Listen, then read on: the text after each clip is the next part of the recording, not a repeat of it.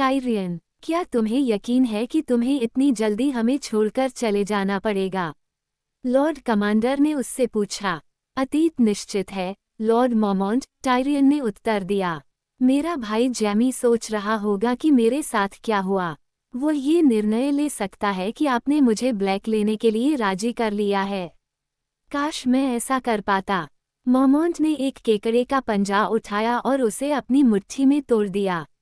बूढ़ा होने के बावजूद लॉर्ड कमांडर में अभी भी भालू जैसी ताकत थी। तुम एक चालाक आदमी हो, टाइरियन। हमें दीवार पर तुम्हारे जैसे लोगों की जरूरत है। टाइरियन मुस्कुराया। फिर मैं 7 राज्यों में बौनों की तलाश करूंगा और उन सभी को आपके पास भेज दूंगा, लॉर्ड मॉमॉन्ट।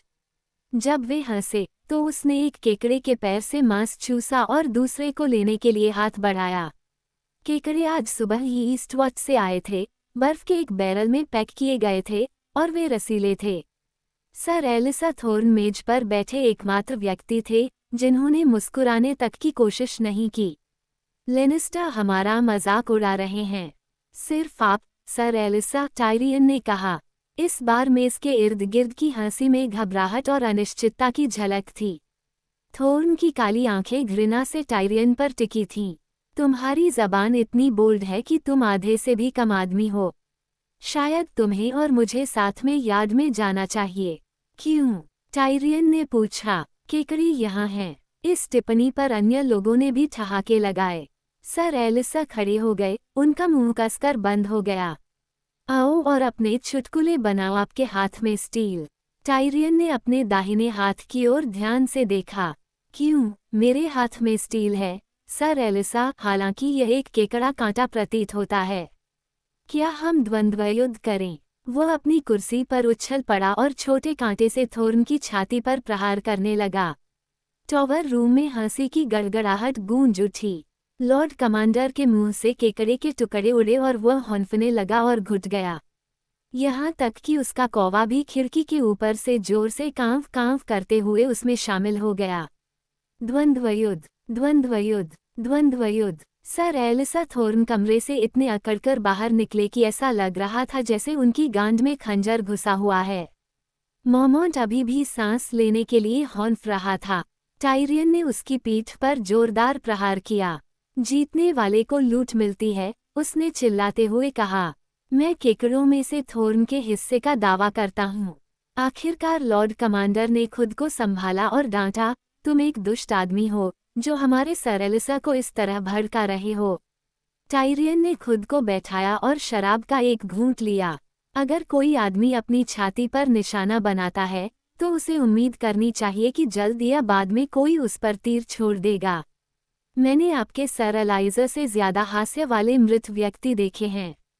ऐसा नहीं है, लॉर्ड स्टीवर्ट बोवेन मार्श ने आपत्ति जताई, जो अनार की तरह गोल और लाल आदमी था। आपको उन लड़कों के अजीबोगरीब नाम सुनने चाहिए जिन्हें वह प्रशिक्षित करता है। टाइरियन ने उनमें से कुछ मज़ेदार नाम सुने थे। मैं शर्त लगाता हूँ कि लड़कों के पास उसके लिए भी कुछ नाम होंगे, उसने कहा। अपनी आंखों से बर्फ हटाओ, मेरे अच्छे प्रभु। सर एलिसा थॉर्न को आपके अस्तबल की सफाई करनी चाहिए, न कि आपके युवा योद्धाओं को प्रशिक्षित करना चाहिए। वॉच के पास अस्तबल के लड़कों की कोई कमी नहीं है, लॉर्ड मॉमॉन्ट ने बड़बड़ाते हुए कहा। लगता है कि आजकल वे हमें सिर्फ यही भेजते हैं, अस्तबल के लड़के और चोर और बलात्कारी। सर एलिसा एक अभिषिक्त शूरवीर है, मेरे लॉर्ड कमांडर बनने के बाद से ब्लैक लेने वाले कुछ लोगों में से एक है। उसने किंग्स लैंडिंग में बहादुरी से लड़ाई लड़ी। गलत दिशा में, सर जेरेमी राइकर ने रूखेपन से टिप्पणी की। मुझे पता होना चाहिए, मैं उसके बगल में युद्ध के मैदान में था। टायविन लेनिस्टर ने हमें एक शानदार विकल्प दिया। काला रंग ले लो, या शाम होने से पहले हमारे सिर कांटों पर चढ़े हुए देखो। कोई अपमान नहीं करना चाहता, टाइरियन। कोई बात नहीं, सर जेरेमी। मेरे पिता को नुकीले सिर बहुत पसंद हैं, खास तौर पर उन लोगों के जो किसी तरह से उन्हें परेशान करते हैं। और तुम्हारा चेहरा भी उतना ही शानदार है, बेशक उन्होंने तुम्हें किंग्स गेट के ऊपर शहर की दीवार सजाते हुए देखा होगा। मुझे लगता है कि तुम वहां बहुत आकर्षक दिख रहे होंगे। धन्यवाद सर, जेरेमी ने व्यंग्यात्मक मुस्कान के साथ उत्तर दिया। लॉर्ड कमांडर मोमोंट ने अपना गला साफ किया। कभी कभी मुझे डर लगता है कि सर एलिसन ने तुम्हें सच पहचान लिया है, टायरियन। तुम हमारा और हमारे महान उद्देश्य का मजाक उड़ा रहे हो। टायरियन ने कंधे उचका दिए। हम सभी को समय समय पर मजाक उड़ाने की जरूरत होती है, लॉर्ड मोमोंट, कहीं ऐसा न हो कि हम खुद को बहुत गंभीरता से लेने लगें। कृपया और शराब दीजिए। उसने अपना प्याला आगे बढ़ाया। जैसे ही राइकर ने उसके लिए बोतल भरी, बोविन मार्श ने कहा, तुम्हारे अंदर एक छोटे आदमी के लिए बहुत प्यास है। ओह, मुझे लगता है कि लॉर्ड टायरियन काफी बड़ा आदमी है, मास्टर एम ने मेज के दूर के छोर से कहा। उसने धीरे से कहा, फिर भी नाइट वॉच के सभी उच्च अधिकारी चुप हो गए, ताकि वे बेहतर ढंग से सुन सके कि प्राचीन क्या कह रहा था। मुझे लगता है कि वह हमारे बीच, यहाँ दुनिया के अंत में एक विशालकाय व्यक्ति है। टायरियन ने धीरे से उत्तर दिया, मुझे कई नामों से पुकारा गया है, मेरे प्रभु, लेकिन विशालकाय नाम शायद ही कभी उनमें से एक हो। फिर भी, मास्टर एम ने कहा जब उसकी धुंधली, दूधिया सफ़ेद आंखें टायरियन के चेहरे पर गईं, मुझे लगता है कि यह सच है। एक बार तो टायरियन लेनिस्टर के पास कहने के लिए शब्द नहीं थे।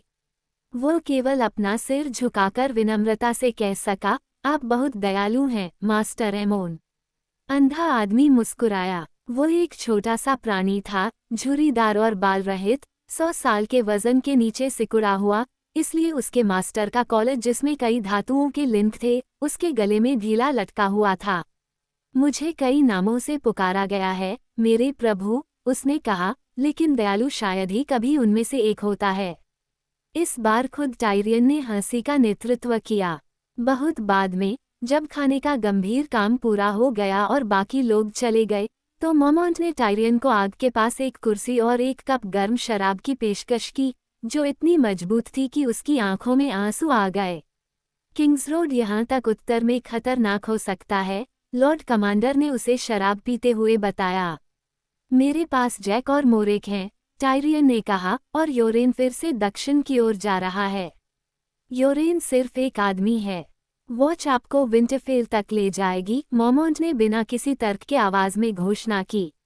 3 आदमी पर्याप्त होंगे, अगर आप जोर देते हैं, मेरे प्रभु, टायरियन ने कहा। आप युवा स्नो को भेज सकते हैं। उसे अपने भाइयों से मिलने का मौका पाकर खुशी होगी। मोमोंट ने अपनी घनी भूरी दाढ़ी के बीच से भौहें सिकोड़ी।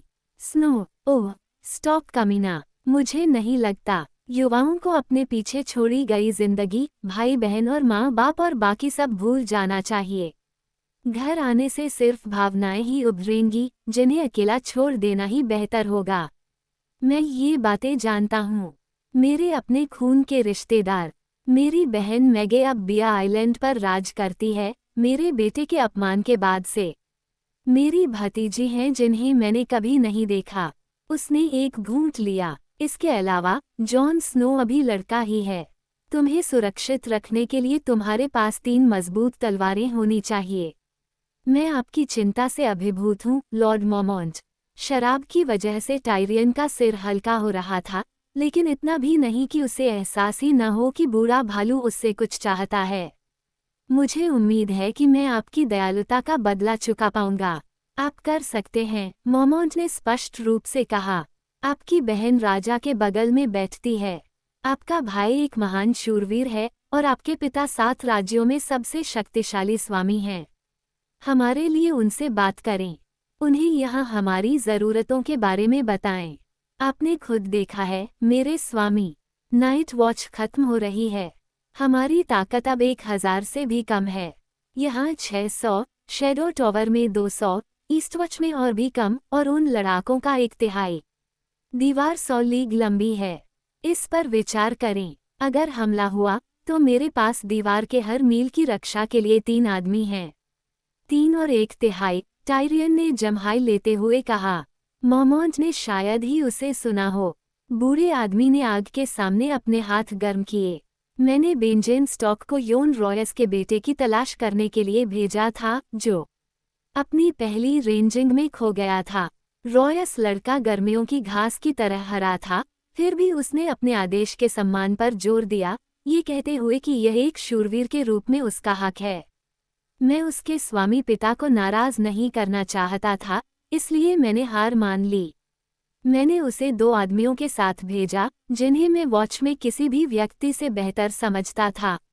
मैं और भी मूर्ख हूँ। मूर्ख, कौवा सहमत हुआ। टायरियन ने ऊपर देखा। पक्षी ने अपनी काली आंखों से उसे देखा, अपने पंख फड़फड़ाते हुए। मूर्ख, उसने फिर पुकारा। निस्संदेह बूढ़ा मॉमॉन्ट इसे बुरा मानेगा यदि उसने प्राणी का गला घोंट दिया। अफसोस की बात है, लॉर्ड कमांडर ने उस चिड़चिड़े पक्षी पर कोई ध्यान नहीं दिया। गैरेड की उम्र लगभग मेरी उम्र जितनी ही थी और वह दीवार पर लंबे समय से था। उसने आगे कहा, फिर भी ऐसा लगता है कि उसने खुद को त्याग दिया और भाग गया। मुझे कभी भी इस पर विश्वास नहीं करना चाहिए था, उसकी नहीं, लेकिन लॉर्ड एडार्ड ने मुझे विंटरफेल से उसका सिर भेजा था। रॉयस के बारे में कोई जानकारी नहीं है। एक भगोड़ा और 2 आदमी खो गए, और अब बेन स्टॉक भी लापता हो गया है। उसने गहरी सांस ली। मैं कौन होता हूँ उसे ढूंढने के लिए? 2 साल में मैं 70 साल का हो जाऊंगा। मैं जो बोझ उठा रहा हूँ उसके लिए मैं बहुत बूढ़ा और थका हुआ हूँ। फिर भी अगर मैं इसे नीचे रख दूं तो इसे कौन उठाएगा? Alliser Thorne, Bowen Marsh. मुझे मास्टर इमोन की तरह अंधा होना पड़ेगा अगर मैं न देख पाऊं कि वे क्या हैं। नाइट वॉच उदास लड़कों और थके हुए बूढ़ों की सेना बन गई है। आज रात मेरी मेज पर बैठे लोगों के अलावा शायद मेरे पास 20 लोग हैं जो पढ़ सकते हैं, और उससे भी कम लोग हैं जो सोच सकते हैं, या योजना बना सकते हैं, या नेतृत्व कर सकते हैं। एक बार वॉच ने अपनी गर्मियों में निर्माण किया, और प्रत्येक लॉर्ड कमांडर ने दीवार को जितना पाया था उससे कहीं अधिक ऊंचा किया। अब हम जीवित रहने के लिए यही सब कर सकते हैं। टायरियन को एहसास हुआ कि वो पूरी तरह से गंभीर था। उसे बूढ़े आदमी के लिए थोड़ी शर्मिंदगी महसूस हुई। लॉर्ड मॉमॉन्ट ने अपने जीवन का एक अच्छा हिस्सा दीवार पर बिताया था, और उसे विश्वास करने की जरूरत थी कि क्या उन वर्षों का कोई मतलब था। मैं वादा करता हूँ, राजा तुम्हारी जरूरत के बारे में सुनेंगे, टायरियन ने गंभीरता से कहा, और मैं अपने पिता और अपने भाई जैमी से भी बात करूंगा। और वह करेगा। टायरियन लैनिस्टर अपने वचन के पक्के थे। उन्होंने बाकी बातें अनकही छोड़ दी कि राजा रॉबर्ट उन्हें अनदेखा कर देंगे। लॉर्ड टायरियन पूछेंगे कि क्या वह अपने होश खो बैठे हैं, और जैमी केवल हंसेंगे। तुम एक युवा आदमी हो, टायरियन, मॉमॉन्ट ने कहा। तुमने कितनी सर्दियां देखी हैं? उसने कंधे उचकाए। 8, 9। मुझे याद नहीं है, और वे सभी छोटे हैं। जैसा आप कहें, मेरे प्रभु। उसका जन्म शीत ऋतु के अंत में हुआ था, एक भयंकर क्रूर शीत ऋतु जिसके बारे में मास्टर्स ने कहा था कि वो लगभग 3 वर्षों तक चली थी, लेकिन टायरियन की सबसे पहली यादें बसंत की थीं। जब मैं छोटा था तो कहा जाता था कि लंबी गर्मी का मतलब हमेशा लंबी सर्दी आना होता है। ये गर्मी 9 साल तक चली है, टायरियन, और 10वीं भी जल्द ही आ जाएगी। इस पर विचार करें। जब मैं एक लड़का था, टायरियन ने जवाब दिया, मेरी नस ने मुझसे कहा था कि एक दिन, अगर मनुष्य अच्छे होंगे, तो देवता दुनिया को अंतहीन गर्मी देंगे। शायद हम जितना सोचते थे, उससे बेहतर रहे हैं, और ग्रेट समर आखिरकार आ गया है। वह मुस्कुराया। लॉर्ड कमांडर खुश नहीं दिखे। आप इतने मूर्ख नहीं हैं कि आप इस पर विश्वास करें, मेरे स्वामी। पहले से ही दिन छोटे होते जा रहे हैं। कोई गलती नहीं हो सकती। इमोन को गढ़ से पत्र मिले हैं, जो उसके अपने निष्कर्षों के अनुरूप हैं। गर्मियों का अंत हमारे सामने है। मॉमॉन्ट ने आगे बढ़कर टायरियन का हाथ कसकर पकड़ लिया। आपको उन्हें समझाना होगा। मैं आपको बताता हूँ, मेरे स्वामी, अंधकार आ रहा है। जंगल में जंगली जानवर हैं, गायर वुल्फ और मैमथ और ओरोच के आकार के हिम भालू, और मैंने अपने सपनों में और भी गहरे आकार देखे हैं।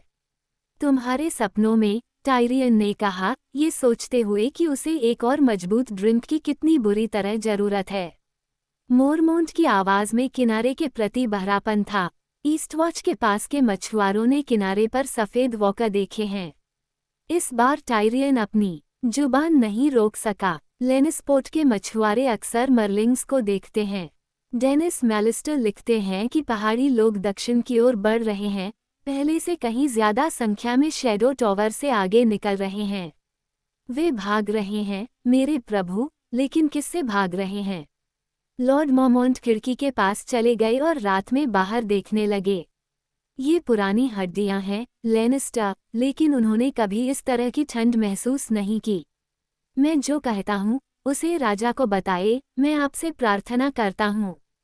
सर्दी आ रही है और जब लंबी रात गिरेगी तो केवल नाइट वॉच ही राज्य और उत्तर से आने वाले अंधेरे के बीच खड़ी होगी। अगर हम तैयार नहीं हैं तो भगवान हमारी मदद करें। अगर आज रात मुझे नींद नहीं आती है तो भगवान मेरी मदद करें। योरेन ने सुबह होते ही सवारी करने का निश्चय कर लिया है। टायरियन शराब के नशे में धुत और कयामत से थककर अपने पैरों पर खड़ा हो गया। आपने मेरे लिए जो भी शिष्टाचार किया है उसके लिए मैं आपका धन्यवाद करता हूँ, लॉर्ड मॉमॉन्ट। उन्हें बताओ टायरियन, उन्हें बताओ और उन्हें विश्वास दिलाओ। बस इतना ही धन्यवाद चाहिए। उसने सीटी बजाई और उसका कौवा उसके पास उड़कर आया और उसके कंधे पर बैठ गया। मॉमॉन्ट मुस्कुराया और पक्षी को अपनी जेब से कुछ मकई दी और इस तरह टायरियन ने उसे छोड़ दिया। बाहर बहुत ठंड थी। अपने फर में मोटे तौर पर लिपटे हुए टायरियन लैनिस्टर ने अपने दस्ताने पहने और कमांडर कीप के बाहर पहरेदार की तरह खड़े बेचारे जमे हुए लोगों को सिर हिलाया। वो अपने पैरों से जितना संभव हो सके उतनी तेजी से चलते हुए किंग्स टॉवर में अपने कक्षों के लिए यार्ड के पार चला गया। उसके पैरों के नीचे बर्फ के टुकड़े चटक रहे थे क्योंकि उसके जूते रात की पपड़ी को तोड़ रहे थे और उसकी सांसें उसके सामने बैनर की तरह भाप बन रही थीं। उसने अपने हाथों को अपनी बगलों में डाला और तेजी से चलने लगा, प्रार्थना करते हुए कि मोरेक को आग से गर्म ईंटों से अपना बिस्तर गर्म करना याद रहे। राजा के टॉवर के पीछे दीवार चांद की रोशनी में चमक रही थी, विशाल और रहस्यमयी। टायरियन एक पल के लिए रुक गया और उसे देखने लगा। ठंड और जल्दबाजी के कारण उसके पैर दुखने लगे। अचानक एक अजीब पागलपन ने उसे जकड़ लिया, दुनिया के अंत को एक बार फिर से देखने की लालसा। उसने सोचा कि यह उसका आखिरी मौका होगा। कल वह दक्षिण की ओर जाएगा और वह कल्पना नहीं कर सकता था कि वह इस जमी हुई वीरानी में क्यों लौटना चाहेगा। किंग्स टॉवर उसके सामने था, जिसमें गर्मजोशी और नर्म बिस्तर का वादा था। फिर भी टायरियन ने खुद को उससे आगे बढ़ते हुए दीवार की विशाल पीली बाड़ की ओर पाया। लकड़ी की एक सीढ़ी दक्षिणी मुख पर चढ़ी, जो बर्फ में गहरे धंसे हुए और जगह जगह जमे हुए विशाल खुरदरे बीमों पर टिकी हुई थी। यह आगे पीछे घूमती रही, बिजली के बोल्ट की तरह टेढ़ी होकर ऊपर की ओर बढ़ती रही। काले भाइयों ने उसे आश्वस्त किया कि ये दिखने से कहीं ज्यादा मजबूत है, लेकिन टायरियन के पैरों में इतनी ऐंठन थी कि वह चढ़ाई के बारे में सोच भी नहीं सकता था। वो इसके बजाय कुएं के बगल में लोहे के पिंजरे में गया, अंदर चढ़ा और घंटी की रस्सी को जोर से खींचा, 3 बार तेजी से खींचा। उसे एक अनंत काल तक प्रतीक्षा करनी पड़ी, दीवार को अपनी पीठ पर टिकाए सलाखों के अंदर खड़ा रहना पड़ा। इतना लंबा समय कि टायरियन को आश्चर्य होने लगा कि वह ऐसा क्यों कर रहा है। उसने अभी अचानक आई अपनी सनक को भूलकर बिस्तर पर जाने का फैसला ही किया था कि पिंजरा झटका देकर ऊपर चढ़ने लगा। वह धीरे धीरे ऊपर की ओर बढ़ा, पहले तो फिट और स्टॉट करके, फिर और अधिक सहजता से। उसके नीचे जमीन खिसक गई, पिंजरा झूलने लगा और टायरियन ने अपने हाथों से लोहे की सलाखों को लपेट लिया। वह अपने दस्तानों के माध्यम से भी धातु की ठंडक महसूस कर सकता था। मोरेक के कमरे में आग जल रही थी, उसने स्वीकृति के साथ नोट किया, लेकिन लॉर्ड कमांडर का टॉवर अंधेरा था। ऐसा लग रहा था कि ओल्ड बियर में उससे ज्यादा समझ थी। फिर वह टावरों के ऊपर था, अभी भी धीरे धीरे ऊपर की ओर बढ़ रहा था। कैसल ब्लैक उसके नीचे था, चांदनी में उकेरा हुआ। आप यहाँ से देख सकते थे कि यह कितना नीरस और खाली था, बिना खिड़की वाले किले, रहती दीवारें, टूटे हुए पत्थरों से भरे आंगन। दूर वह मोल्स टाउन की रोशनी देख सकता था, किंग्स रोड के साथ आधा लीग दक्षिण में एक छोटा सा गांव, और यहाँ वहाँ पानी पर चांदनी की चमकीली चमक, जहाँ बर्फीली धाराएं पहाड़ों की ऊंचाइयों से उतरकर मैदानों को काटती थीं। बाकी दुनिया हवा से उड़ती पहाड़ियों और बर्फ से ढके चट्टानी मैदानों का एक उदास खालीपन था। अंततः उसके पीछे से एक मोटी आवाज ने कहा, सात नरक, ये बौना है। और पिंजरा अचानक झटके से रुक गया और वहीं लटक गया, धीरे धीरे आगे पीछे झूलने लगा, रस्सियां चरमरा रही थीं। उसे अंदर लाओ, लानत है। पिंजरे के बगल में खिसकने पर लकड़ी की एक घुरघुराहट और तेज कराह सुनाई दी और फिर दीवार उसके नीचे थी। टायरियन ने तब तक इंतजार किया जब तक कि झूलना बंद नहीं हो गया, फिर उसने पिंजरे का दरवाजा खोला और बर्फ पर कूद गया। काले रंग का एक भारी भरकम व्यक्ति चरखी पर झुका हुआ था, जबकि दूसरा दस्ताने वाले हाथ से पिंजरे को पकड़े हुए था। उनके चेहरे ऊनी स्कार्फ में ढके हुए थे, इसलिए केवल उनकी आंखें दिखाई दे रही थीं, और वे ऊन और चमड़े की परतों से भरे हुए थे, काले पर काले। और रात के इस समय आपको क्या चाहिए? चरखी के पास वाले ने पूछा। आखिरी बार देखना। पुरुषों ने एक दूसरे को खट्टी निगाहों से देखा। जितना चाहो देखो, दूसरे ने कहा। बस इतना ध्यान रखना कि तुम गिर न जाओ, छोटे आदमी। बूढ़ा भालू हमारी खाल ले जाएगा। बड़ी क्रेन के नीचे एक छोटी लकड़ी की झोपड़ी खड़ी थी, और टायरियन ने एक अंगीठी की मंद चमक देखी और जब चरखी वाले दरवाजा खोलकर अंदर वापस गए तो उसे थोड़ी गर्मी का झोंका महसूस हुआ। और फिर वह अकेला रह गया।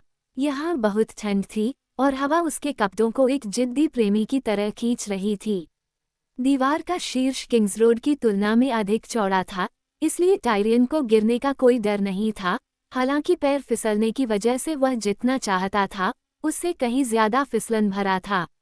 भाइयों ने पैदल चलने के रास्तों पर कुचला हुआ पत्थर बिछा दिया, लेकिन अनगिनत कदमों के वजन से नीचे की दीवार पिघल जाती, इसलिए ऐसा लगता था कि बर्फ बजरी के चारों ओर बढ़ती जा रही है, उसे निगल रही है, जब तक कि रास्ता फिर से खाली न हो जाए और अधिक पत्थर कुचलने का समय आ गया। फिर भी ये कुछ ऐसा नहीं था जिसे टायरियन प्रबंधित नहीं कर सकता था। उसने पूर्व और पश्चिम की ओर देखा, उसके सामने दीवार फैली हुई थी, एक विशाल सफेद सड़क जिसका न तो कोई आरंभ था और न ही कोई अंत, और दोनों ओर एक अंधेरी खाई। उसने बिना किसी विशेष कारण के पश्चिम की ओर जाने का फैसला किया, और वह उस ओर चलने लगा, उत्तरी किनारे के सबसे नज़दीकी रास्ते पर, जहां बजरी सबसे ताज़ा दिख रही थी। ठंड के कारण उसके नंगे गाल लाल हो गए थे, और उसके पैर हर कदम पर और भी ज्यादा शिकायत कर रहे थे, लेकिन टायरियन ने उन्हें अनदेखा कर दिया।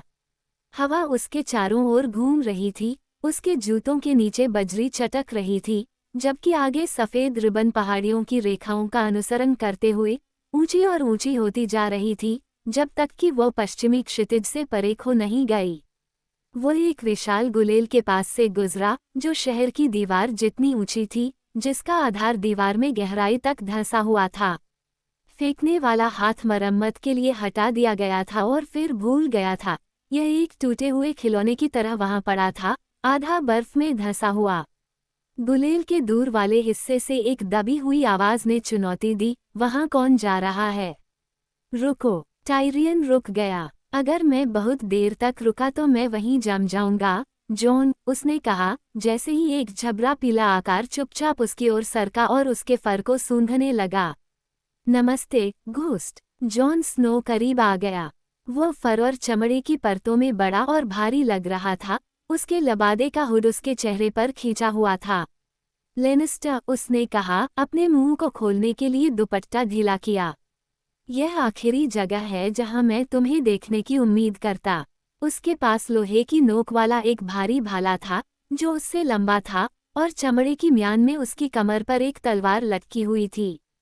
उसकी छाती पर एक चमकता हुआ काला युद्ध का सींग था, जिस पर चांदी की पट्टियां लगी हुई थीं। यह आखिरी जगह है जहां मुझे देखा जाने की उम्मीद थी, टायरियन ने स्वीकार किया। मैं एक सनक में फंस गया था। अगर मैं घोस्ट को छू लूं, तो क्या वह मेरा हाथ चबा जाएगा? यह मेरे साथ नहीं, जॉन ने वादा किया। टायरियन ने कानों के पीछे सफेद भेड़िए को खरोंचा। लाल आंखें उसे भावशून्यता से देख रही थीं। अब जानवर उसकी छाती तक ऊपर आ गया। एक और साल, और टायरियन को उदास लग रहा था कि वह उसे देख रहा होगा। तुम आज रात यहाँ क्या कर रहे हो? उसने पूछा। अपनी मर्दानगी को ठंडा करने के अलावा। मैंने नाइट गार्ड की भर्ती कर ली है, जॉन ने कहा। फिर से सर एलिसन ने कृपापूर्वक वॉच कमांडर को मुझमें विशेष रुचि लेने के लिए व्यवस्था की है। उसे लगता है कि अगर वे मुझे आधी रात तक जगाए रखेंगे तो मैं सुबह की ड्रिल के दौरान सो जाऊंगा। अब तक मैंने उसे निराश किया है। टायरियन मुस्कुराया। और क्या घोस्ट ने अभी तक करतब दिखाना सीख लिया है? नहीं, जॉन ने मुस्कुराते हुए कहा, लेकिन ग्रेन ने आज सुबह हल्दर के खिलाफ अपनी रक्षा की और पाइप अब अपनी तलवार उतनी बार नहीं गिरा रहा है जितनी पहले गिराता था। पाइप उसका असली नाम है। बड़े कानों वाला छोटा लड़का। उसने मुझे ग्रेन के साथ काम करते देखा और मदद मांगी। थोर्न ने उसे कभी तलवार पकड़ने का सही तरीका भी नहीं सिखाया था। वह उत्तर की ओर देखने के लिए मुड़ा। मुझे दीवार की 1 मील की दूरी पर पहरा देना है। क्या तुम मेरे साथ चलोगे? यदि आप धीरे धीरे चलें, टायरियन ने कहा। वॉच कमांडर ने मुझसे कहा कि मुझे चलना चाहिए ताकि मेरा खून जमने से बच जाए, लेकिन उन्होंने यह नहीं बताया कि कितनी तेजी से चलना है। वे चल दिए। घोस्ट जॉन के साथ साथ सफ़ेद छाया की तरह चल रहा था। मैं कल निकल जाऊंगा, टायरियन ने कहा। मुझे पता है। जॉन अजीब तरह से उदास लग रहा था। मैं दक्षिण की ओर जाते हुए विंटरफेल में रुकने की योजना बना रहा हूँ। यदि कोई संदेश है जो आप चाहते हैं कि मैं पहुँचाऊँ, रॉब से कहो कि मैं नाइट वॉच की कमान संभालने जा रहा हूँ और उसे सुरक्षित रखूंगा, इसलिए वह लड़कियों के साथ सुई धागे का काम सीख सकता है और मिकेन से अपनी तलवार पिघलाकर घोड़े की नाल बनवा सकता है। तुम्हारा भाई मुझसे बड़ा है, टायरियन ने हंसते हुए कहा। मैं ऐसा कोई भी संदेश देने से मना करता हूँ जिससे मेरी मौत हो सकती है।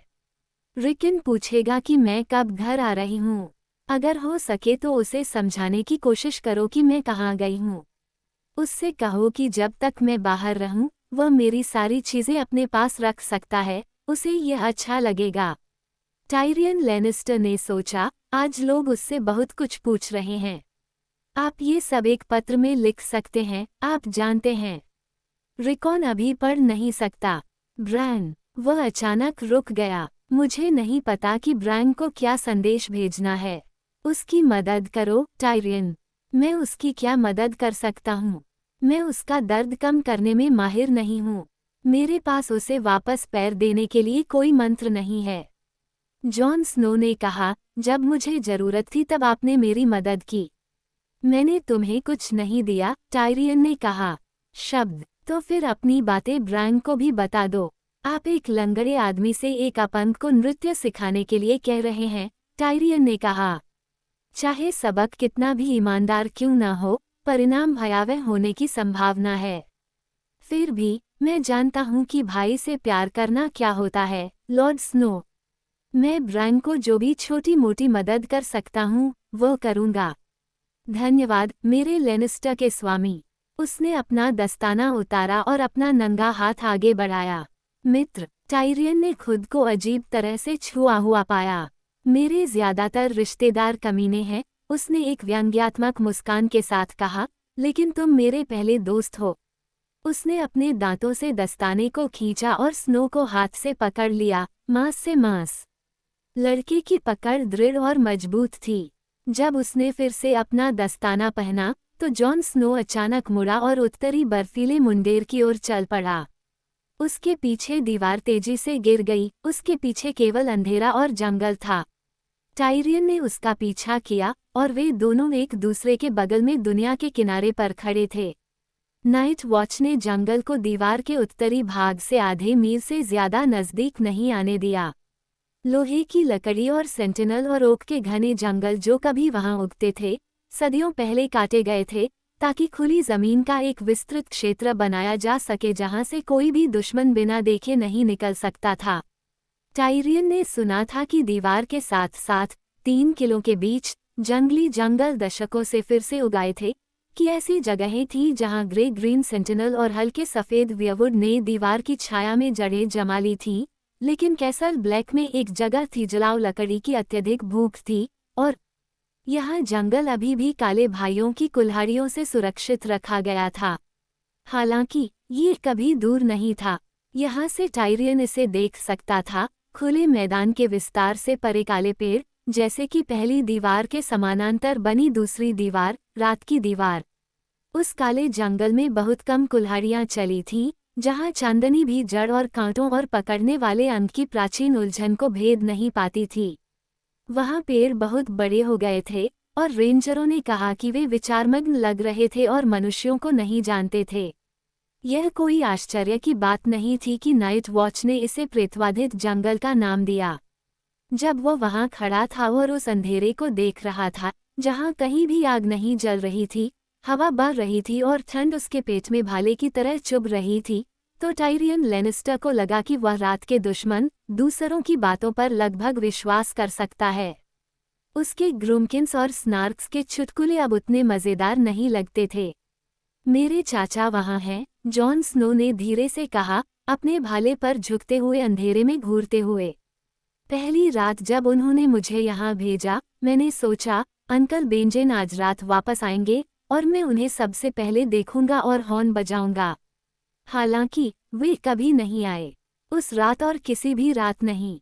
उसे समय दो, टायरियन ने कहा। उत्तर की ओर दूर एक भेड़िया चिल्लाने लगा।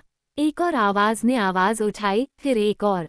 घोस्ट ने अपना सिर झुकाया और सुनने लगा। अगर वह वापस नहीं आता है, जॉन स्नो ने वादा किया, घोस्ट और मैं उसे ढूंढने जाएंगे। उसने अपना हाथ डायरवुल्फ के सिर पर रखा। मुझे तुम पर विश्वास है, टायरियन ने कहा, लेकिन उसने क्या सोचा और तुम्हें कौन ढूंढेगा? वह कांप उठा।